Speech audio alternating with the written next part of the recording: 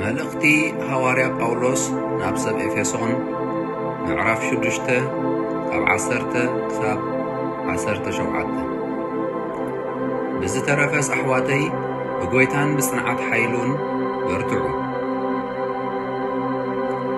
እቲ ይቕልስና ምስ ሕልቅነትን ስልጣናትን ምስ ናይ ጸልማት ገዛእቲ ዓለምን ምስ መናፍስቲ እከይን ኣብ ሰማያት ይንበር ምስ ስጋን ደምን ኣይኮነን እሞ ንፍሕሱ ሰይጣን ምቁዋሙ ምእንቲ ክትክእሉስ ኩሉ ኣጽዋር ኣምላኽ ልበሱ።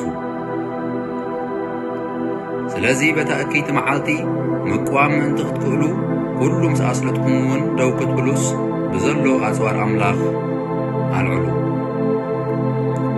ደጊም ሕቆኹም ብሓቂ ተዓጢቕኩም ድርዒ ጽድቅውን ተኸዲንኩም ቁሙ።